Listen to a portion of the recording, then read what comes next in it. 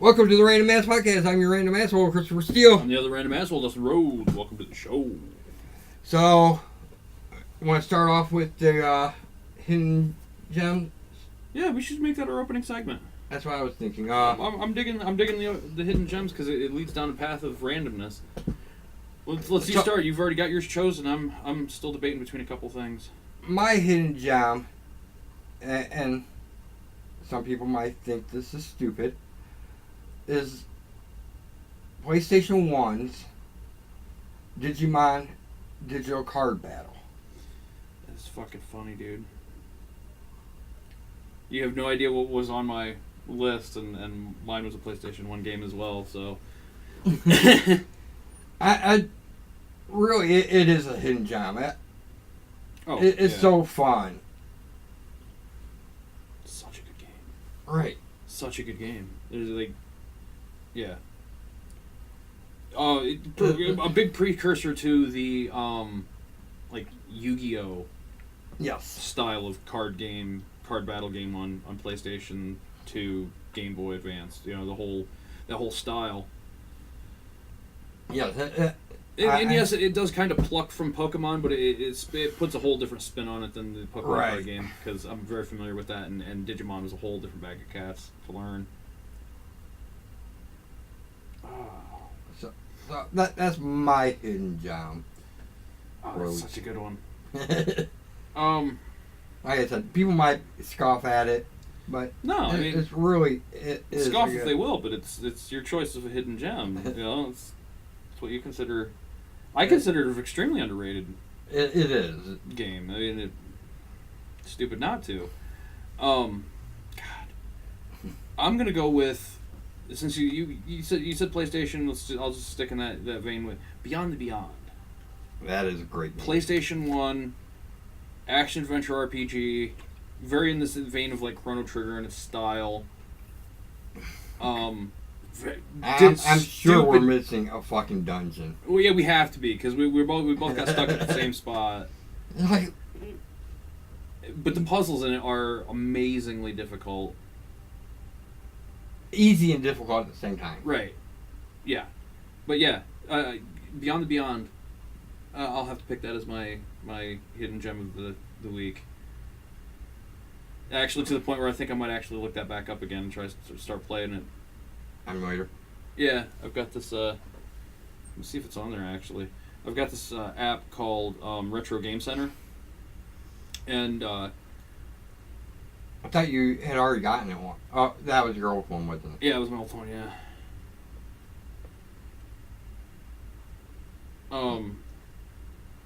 Right. I gotta figure this fucking game out, yeah. But, because the next thing you can find is like shipping is too expensive. Right, and here's an honorable mention hidden gem. It's not so much hidden in time as it is hidden in obscurity of current day, is this Retro Game Center. What it is it's a search engine for games. It's already got the emulators built in for NES, Game Boy Color, Game Boy Advance, Super Nintendo, Nintendo 64, Sega Master, Sega Genesis, Master or Mega Drive, Game Gear, Sega CD, 32X, Sega Saturn, Arcade, PlayStation, Neo Geo, and 3DO. And you just type in the search engine what game you're looking for. Not on there? Yeah, PlayStation, PS1 right here, PlayStation. Boom. So I click that. Beyond the Beyond is right there. I'll star that so it ends up on my Play Now list. And yeah, it's available. I'm just gonna hit that right now and get it downloaded so it's easily accessible later. But yeah, like it is one of the coolest little apps you can find, and it is in the Play Store. You don't have to go anywhere else. You can go to the Play Store, go type in Retro Game Center. A Bluetooth controller for your phone, extremely helpful because get one that's a PlayStation 2 design because it goes all the way up. It's stupid easy. I've been finding myself playing arcade games that I could never find as a kid on here, like X-Men, Simpsons, Spider-Man. You'll see a running theme when it comes to my arcade choices. It's either side-scrolling beat-em-ups or wrestling games that I had no idea existed. And then there's like the fighting game where I'm just like, oh, this looks like it might be good, and it's like some of them are stupid hard. Like, I had no idea arcade games were as difficult as they were back in the day. And I get, like, why it was the quarter munching syndrome, like they were all trying to get your money. Yeah. But the controls in them are so fucking wonky, like they intentionally make the controls screwy on you. Like, it's Yes. But the benefit is you have unlimited quarters. You just keep pressing select, ting ting ting ting ting ting ting ting ting ting ting ting ting ting ting. It just keeps loading quarters into that bitch. WrestleFest. I play WrestleFest on at least a weekly basis. I'll be bored at work and it's like fuck it, we're on launch. I'll just flip it over and boom, WrestleFest. All right, so we got our hidden gems out of the way. Yes. So, I think it was the 2nd of July. Yes. Far From Home came out. No, that's not what I was. I know. Going with.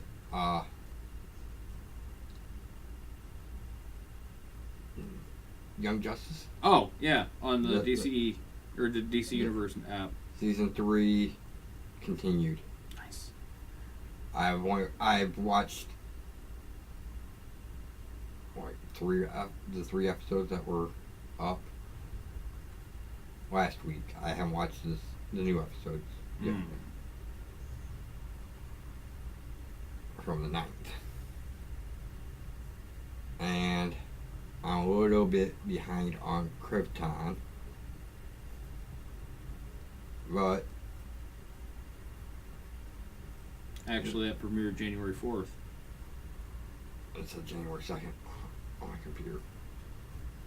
Yeah, no. Young Justice Outsiders. 3rd season of Young Justice.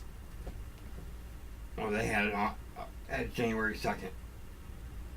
Elsewhere. Oh, no. July 2nd. Yeah. July. The second half of the season picked up. That's right. July 2nd. January 4th, yeah, I understand. Okay. Yeah. I'm all up on it. You're at the first half of the season. Right.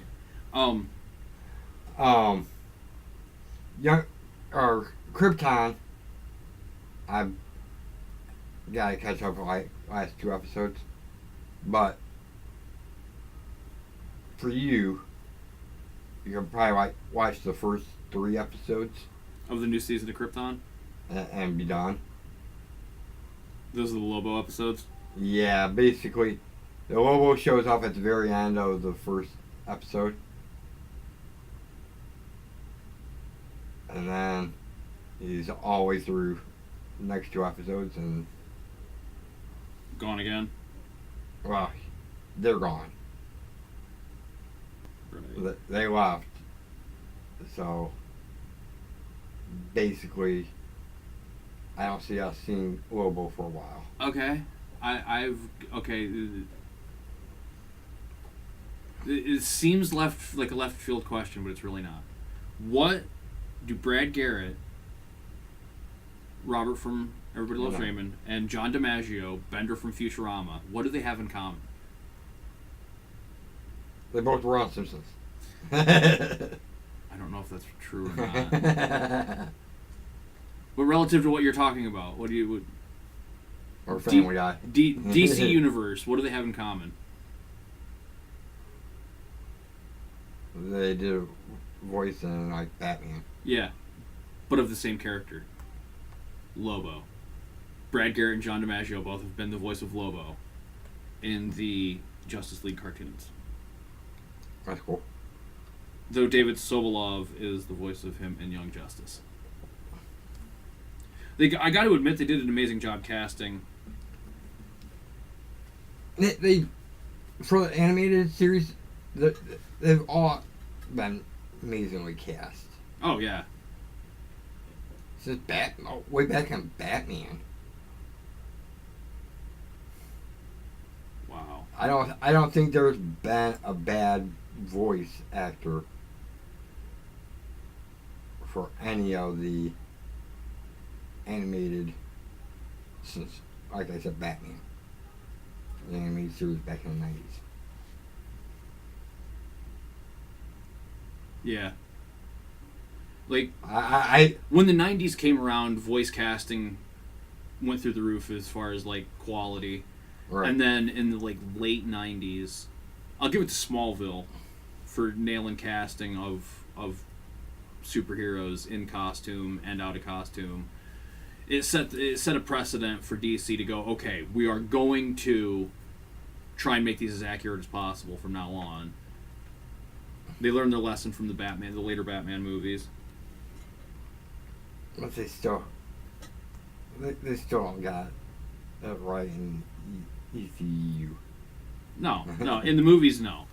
But that's more of it's the writing. The main problem with the I don't know. There's a lot of issues with the DC movies. The writing mainly. Ben Affleck as Batman. I didn't mind that either way. Now, Ben Affleck, I hate the fucker. I think it's because of Dazed and Confused. Or Mallrats. No, it started with Dazed and Confused. I'm pretty sure it's Dazed and Confused because he was O'Banion. He was such a dick in that. Prick in that. Yeah, I correlated. For some reason, my mind didn't even put 2 and 2 together and say, oh, that's Ben Affleck. Right. But my mind's like, fuck that guy. You hate this fucker. Right. Right. I see where you're coming from. But and then I'm like, oh, O'Banion's Ben Affleck? That makes so much sense now. No wonder I hate him so much. Right. But in Daredevil, the movie, he did a pretty good job. Yeah. Oh, yeah. People shit on Daredevil the movie, and I'm like, why? The only problem I had was Kingpin. I didn't. I thought he did an amazing job as Kingpin. Tiny. I can't. No, not Tiny. It was Michael Clark Duncan. It wasn't Zeus. Oh, okay. And Michael Clark Duncan, I think, nailed the role. Like, I saw his audition tape, and I would have fucking picked him up, too. Because, now, mind you, had Vincent D'Onofrio been auditioning, I would have fucking picked him over Michael Clark Duncan. But of all the auditions that I had seen for Kingpin, he's the best thing they had going. Like, Michael Chiklis was a close second, but he just didn't have the Kingpin. It was like, he did a great job as Kingpin. I'm like, maybe, but no. Nah, physically, he is the only person that they wouldn't have had to have done CGI to make Kingpin. Of the people who auditioned, he's the only one that they wouldn't have had to have CGI something to make him convincingly Kingpin. It is. Like, they had Michael Chiklis do an audition, and so he had the right attitude. Yeah. I'm like, he nailed it. Like, as far as the character of Kingpin, he nailed it. Like, I could have seen them making Kingpin black like they've done with Nick Fury. But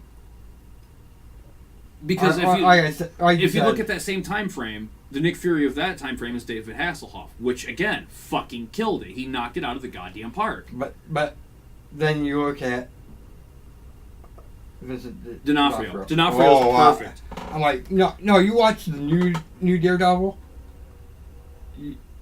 That's Kingpin. Definitely season 3. Right. When he is in prison and still fucking running everything. Right. Which was done perfectly. Yes. Like, fucking perfectly. That whole storyline there, definitely season 3 of Daredevil, was amazing. I know you didn't watch it. No, I have, but I fully intend on watching all the Marvel Netflix stuff eventually. It never really tied in, so I didn't really see the point. Like, they really, really need and Disney has the money. They can borrow some money to get the rights to open those up. Right. It would.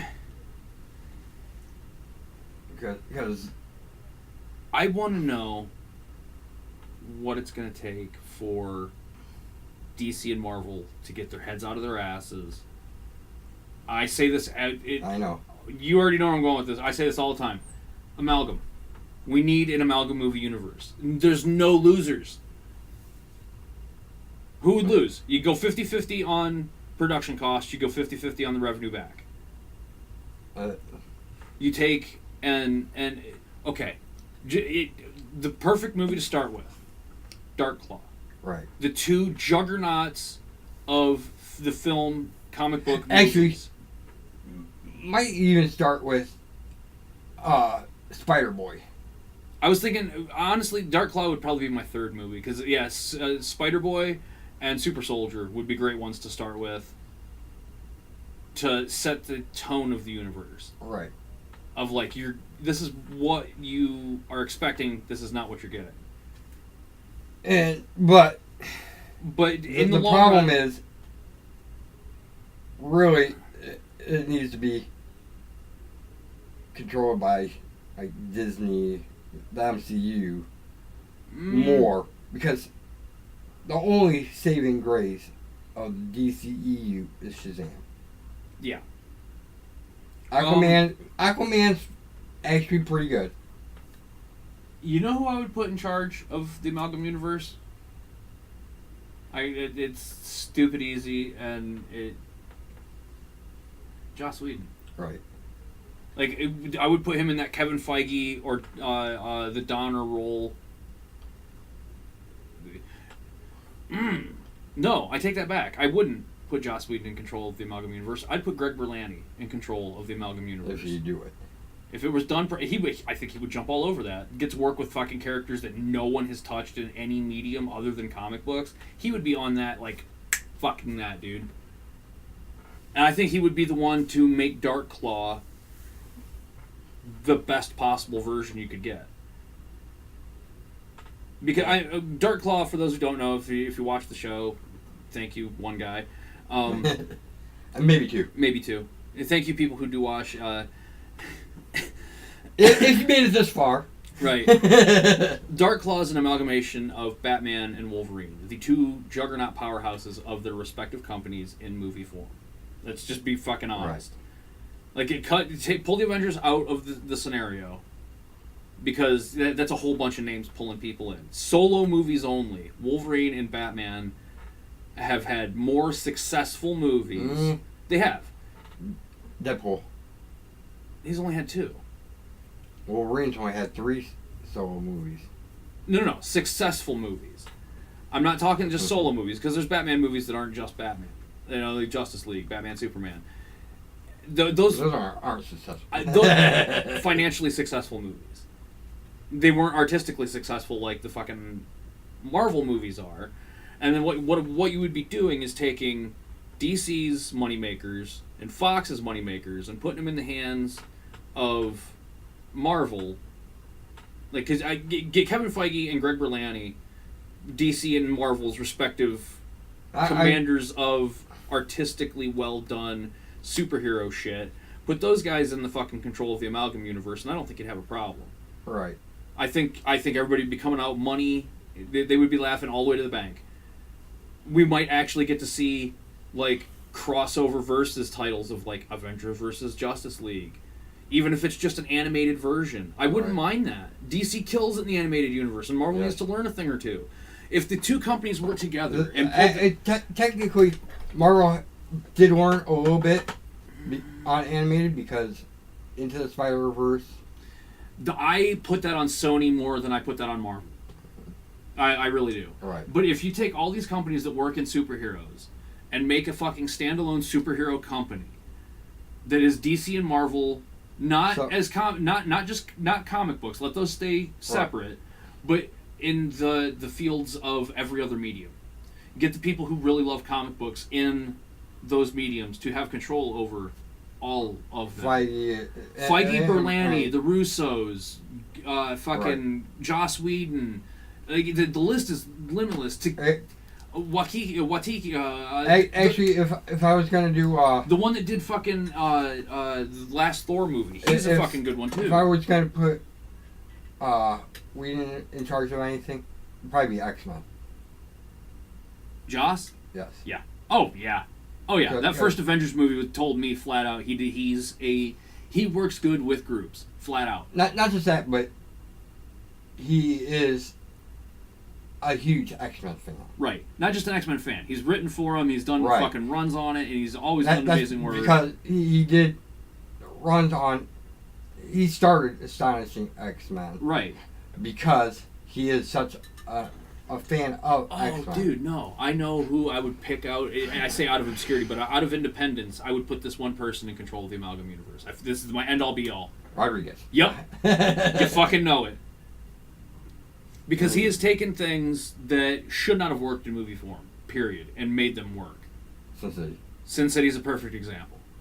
That first Sin City, that the comics that is based on would not have worked when they came out in comics. That would not have flown in the movie universe. Right.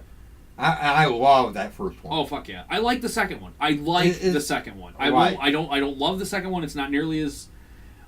It's not up to what that first one set the precedent for. Yes. But they did an amazing job with what they had. You know. I agree.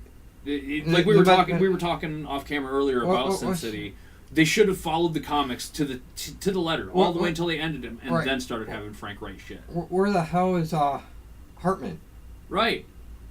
He didn't come back for the second one. I'm like, he should. His role would have been heavier in the second one. Yep, I agree. Because he did play a heavy role in the comic books. Right. Wait, no, okay, Hartman. Bruce Willis? No. No. Josh Hartman's character. Oh, Josh Hartnett. Hartnett, yeah. Yeah, the assassin. Yeah, yes. the bookmark assassin at the beginning and end of the movie, the first one. Yeah, oh yeah, he should have definitely been... It should have been his movie. The second one should have been mainly wrapped around him. Because the comics turned to him. Yeah, yep. Yeah.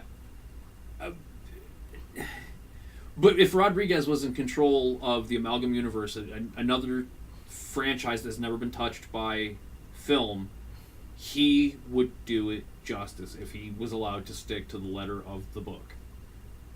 If he was allowed to just look at the book and go, here's our storyboard, let's go.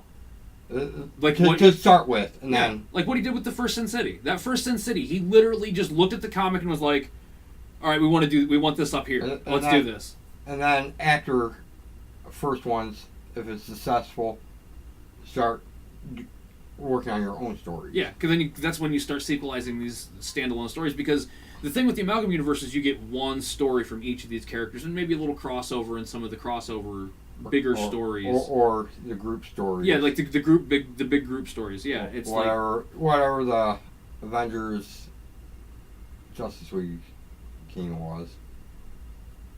Right. If they had one. Yeah, it was JLX or something like that. Yeah. It was but get them established. Get the universe established by following the letter of each of these comic books, because they establish the characters perfectly well. If you don't deviate from that character establishment, you'll be fine. You can, and there's loads of amalgamated bad guys you can come up with. Right. Like for like the Dark Claw, they use Sabretooth and Joker. Right. Perfect. The hyena. It's a perfect comedy. Like he cackles like a hyena and is an absolute monster. Makes perfect sense. Like with Superman and Captain America, you combine Red Skull and Lex Luthor. Right. It's pretty much the same character anyway. Right. You just make, instead of making Red Skull Otto von Klaus or whatever shit name it was, you just make him Lex Luthor. You just name him Lex Luthor and have him turn to Red Skull. Have something happen where he becomes Red Skull. Or whatever they did. Right. But basically, Lex Luthor and Red Skull are the same character. Yeah, more or less. That's why they did what they did. Wonder Woman and didn't she Storm? Yeah. Makes perfect sense. Like then you so she was. And with that,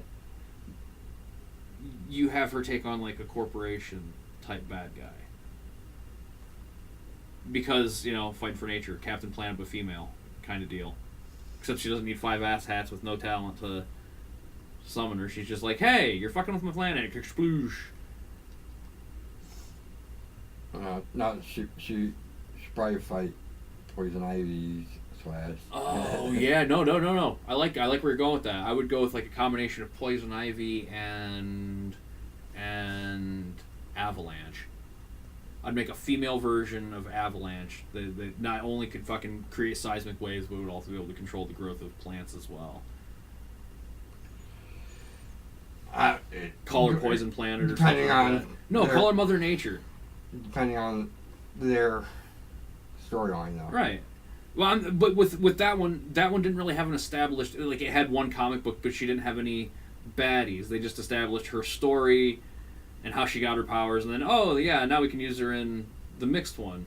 You know, with that one, you could establish a whole story of itself on its own, and Robert Rodriguez would probably do an amazing job establishing a world that character could exist in, because that's what Robert Rodriguez does, is builds fucking worlds. I mean, Christ's sake, Planet Terror. Have you seen Planet Terror? It's a zombie movie, kind of. Yes. It's the one that, it was the double feature with Death Proof. I haven't seen Death Proof. I've seen Planet Terror. Dude, they're both excellent movies. There's my hidden gems for movies. No. He's like, no, that's next week. You only get 1 week. 1 week. That way. We don't run out too fast. All right. We don't burn out in 3 episodes. Right? Like we did with the wrestling picks. Boy. Weekly picks? Or... Yeah. All right. What do you want to do? I don't know. Get shit from the week. What are your picks from this week? Anything. Actually. Random ass picks. Let's go on the lines of...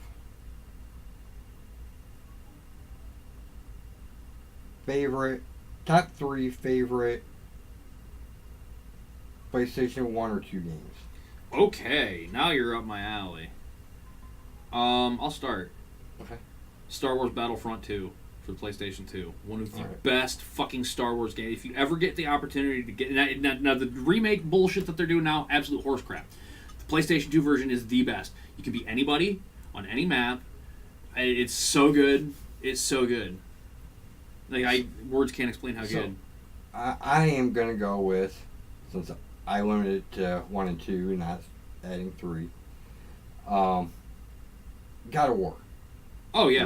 That original trilogy is just on just the original God of War. The first game is amazing, but it led to a universe in that for those first 3 games that was just unmatchable. At 3 is 3. No. Yeah, it's 1 and 2 are... Oh wait, no, it's never mind. There was 3 for the PlayStation 2 because they did Chains of Olympus on PSP, and like a lot of PSP games got a PS2 release, which is it sits right between 1 and 2. Right. That's why I always think 1, 2, and 3 are always God of War, yes, very fucking excellent choice. And God of War games in general, they're good. They're actually great games, but they lose story every time. Yeah. For more action bullshit, more QTEs and whatnot. And it takes less and less time to make it through a God of War game. Right. Probably the next one you can do in like 5 minutes. Yeah, right? Oh, I'm done. Just like 80, 90 minutes of watching shit, and you just press an X or circle every now and again. It's nothing but QTEs. I will go with the only 3D Final Fantasy I've ever played all the way through, Final Fantasy VII. To this date, still has people trying to figure out how to fucking save Aeris. I don't. I wanted. The only thing that pissed me off about it I didn't get to kill her. Is you stopped from killing her. I want to fucking kill her. Right. No, she needs to die. And if also it depends on how you play. Tifa, if you play with, isn't it Tifa? I think so. If you use her more, then she pops up more as his girlfriend. Right. I never used Earth. I'm like, no. Fuck this stupid bitch. right? But I'll go with Final Fantasy VII as just an excellent launch into a 3D Final Fantasy. Like how they established from that point forward. I'm gonna go with Final Fantasy X. 10? As because that's actually one of my all-time favorite games. I need to just get around and play that fucker. You have it?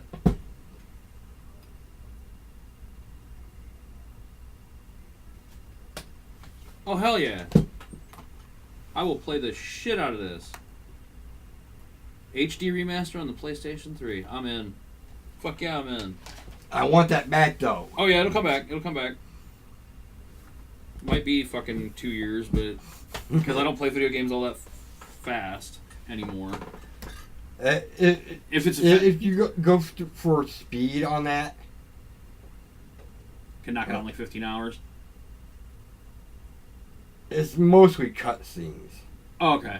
That Bing, bing, bing. But that was using a Game Genie or Game Shark. So I didn't have the random battles. Right, right. See, I'm going to play it like it's supposed to be played, so I'm going to be there for fucking 80 to 90 hours. But for speed, not getting any of the extras stuff like the extra summons. Right. And I will give you the little hint. Do not sell your temple items. Okay. Because you can't get them back. Well, the one is really super hard to get back. Yeah. Thanks for the heads up on that. It's like your first temple item. Oh, fuck. Yeah, that would be my luck, too. I don't need this point. Ah, fuck! Need it at the end of the game. No, you had to custom create it out of shit. Oh, fuck. Fuck that. And... Alright, so... But you need it to get the best summon, which is Anima. Okay. And that... Plus, if you don't get Anima, you can't get the Magnet Sisters. Okay. From 4. Oh shit! Gotta have that. You gotta have them. Like those some of those. It's a reference to 4. Just alone, just enough. That's enough to want to have it. I'm gonna pick my last one as SmackDown 2, the best wrestling game on PlayStation. I have to agree with you on that. Ever, fucking ever. We especially bought a fucking splitter so 3 of us could fucking tap. Yeah, the fucking multi-tap for the PlayStation 2 or PlayStation 1, so we could play 3 people season mode over a summer.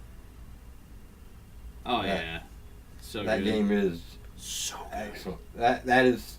I would love to see an HD remake of that game. That is like the best modern roster HD remake, but everything that game had. I love how you didn't unlock wrestlers the good old-fashioned way of like, oh, I gotta fight you now. Like, just random, like, custom people would just beat your ass out of nowhere, and it's like, you've unlocked Pat Patterson. I'm like, but that wasn't Pat Patterson beat my ass. That was some dude in polka dot overalls. What the fuck is this shit? I was expecting Dusty Rhoads. Right. Like, the absolute randomness of that game made it so fucking fun. So, what's your choice? We're running a little long on this one. All right, so what's your my last one.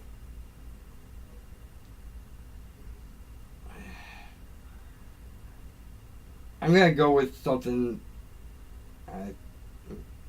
Let me go. Make sure it was like PS2. What?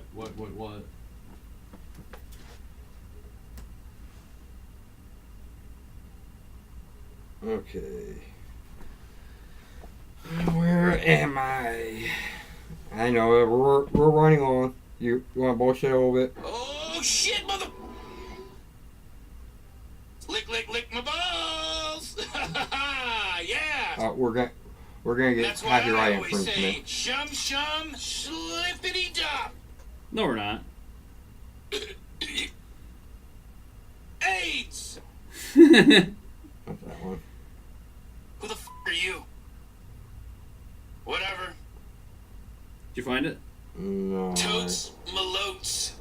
dog. I'm trying to figure out which one I'm going to use. That's retarded. I'm gonna do it this way. Thank you. Oh, I found our ender for this one. Riggedy, wrecked, son. Yeah, they had it on too. So Crazy Taxi. Oh, yeah. Dude, if you just said Crazy Taxi, I'd be like, yeah, I had it on PlayStation 2. They had like 3 of them on PlayStation 2. They had it on PlayStation 2 and 3. It was originally a Sega arcade game. It was an arcade game that got moved to Dreamcast as one of its launch titles, and it was so popular on the Dreamcast, the Sega was like, you know what? Let's fucking let everybody else get a taste of this too. And it has literally been, you can get it on your phone. That's how fucking popular. Dude, Crazy Taxi is one of the best fucking games. Bad Religion and Offspring owe their fucking modern careers to Crazy Taxi getting their people's fucking songs stuck in their goddamn heads. Ooh, we got another match for tonight. For what? Wait, what? Okay. Okay. Hey, wait, Kevin, what? No, click that because there's more. We're going to have to do some picks on here that I'm going to get the notebook ready. This is kind of weird because we're going to have to intercut. And Dolph Ziggler. Kevin, okay. We got 2 more matches. Who do you have and why? Wow. Okay, hold on. Thank you for watching the Random Ass Podcast, and you're not watching the Not So Random Ass Wrestling Podcast. Okay, let's do this. I'm going to go Finn over Shinsuke. Okay. Because he retains. Right. I'm guessing it's going to be Intercontinental. I would assume. I'm going to go with Shinsuke just because. Let's keep it fun. And Owens. And you're picking Owens over Ziggler? Yes. So am I. So that's another non-match for us. And damn it, it's going to be 2 non-matches because I really can't in good conscience go against Finn when I know that Shinsuke is on his way out. So those are 2 more non-matches. All right. So that was, yeah.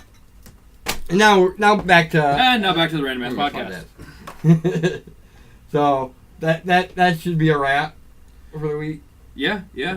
Like I said, my last pick was Crazy Taxi. Nice. I actually like it better for game systems than I did the arcade. Oh, yeah, definitely. Fuck yeah, definitely. I couldn't do shit on arcade. No, I didn't like the wheel. Right, yeah, I'm like, God damn it, I'm already out of time. Give me a fucking controller. I'm better on a controller. And after about like the 8th or 9th time of making your way through the game, like through the town, you start figuring out which way you want to like aim when you pull up on people. So want to call it? Yeah. How it is. So. That's why I always say, shum, slippity-dop. Like, share, subscribe, comment. Tell your friends. Tell your enemies. Tell your frenemies. Until next time, keep it random and Oh, shit,